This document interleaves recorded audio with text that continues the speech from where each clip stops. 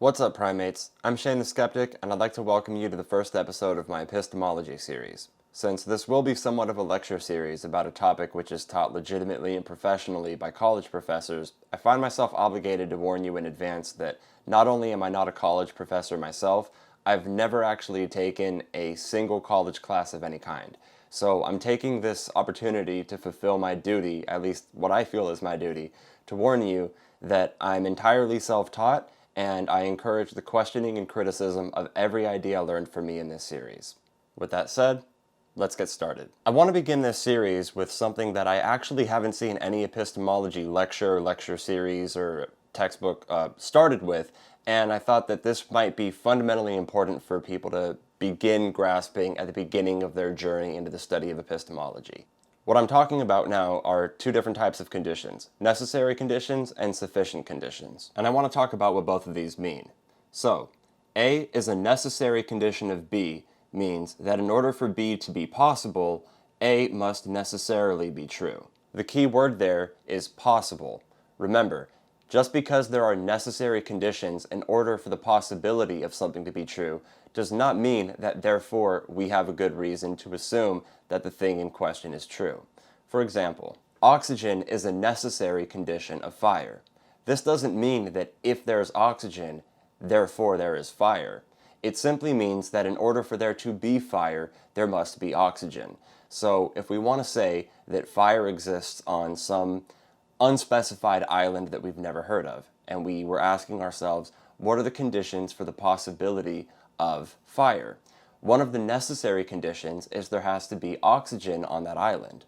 That doesn't mean that if there's oxygen on the island, therefore the island must be on fire. Now let's talk about sufficient conditions.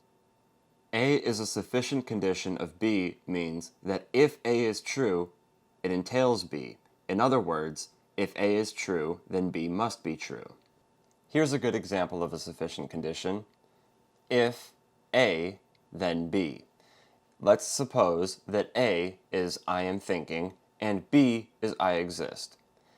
A would be a sufficient condition of B, meaning that if it is true that I am thinking, it must necessarily be true that I exist. My existence is entailed by the truth of me thinking. But it gets a little bit trickier than this, because sometimes if you have separate necessary conditions, they are, as I like to put it, jointly sufficient. That is to say that when you have each of these necessary conditions met, they become sufficient conditions, meaning that when you have all of the conditions for the proposition, only if you have all of them would they entail the proposition.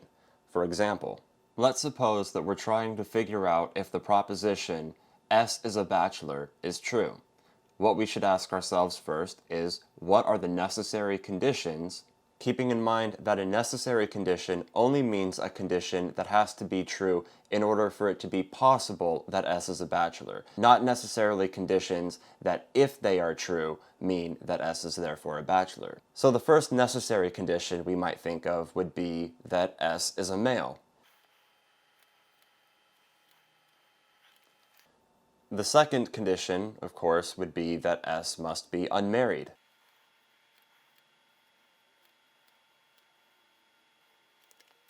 So in order to figure out whether or not the proposition is true about S being a bachelor, first we should take a look at the necessary conditions which are available. Let's suppose that the first condition, S is male, is met. Let us also suppose that the second condition, S is unmarried, is also met. Does it follow in every circumstance where someone is unmarried and male that they are therefore a bachelor? Some people might say yes. But what if the subject being referred to is my dog? Would you say that my dog is a bachelor simply because my dog is a male and unmarried? Probably not. So you might want to add a third condition. That third condition being that S, the subject, is a human being. Now, let us suppose that each of these three necessary conditions is met. The subject is a male, the subject is unmarried, and the subject is a human being. Does that mean that therefore the subject is a bachelor? I would argue no. But in order for me to say no, I have to have at least one example of a subject which has those three necessary conditions but is not a bachelor. My linguistic intuition takes me to the conclusion that a newborn baby, born at the beginning of this video, probably not a bachelor.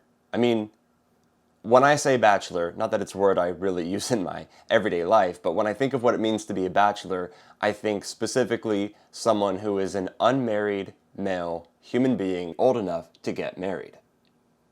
So keep in mind, as I stated earlier, that each of these conditions are necessary on their own, but not sufficient. However, each of these necessary conditions are, as I stated, jointly sufficient, meaning that when you have all of them, they do entail the truth of the proposition. In the next episode, we'll talk about knowledge, and whether belief, justification, and truth are necessary or sufficient conditions for knowledge. To support this channel and help buy me time to study and make more content, you could support me through Patreon or PayPal. But to those of you who can't afford to help monetarily, liking, subscribing, and sharing this video are all effective ways of supporting this channel as well. I'm Shane the Skeptic, and I thank you for taking the time to watch this video. Stay safe, wash your hands, and please get vaccinated. Thank you.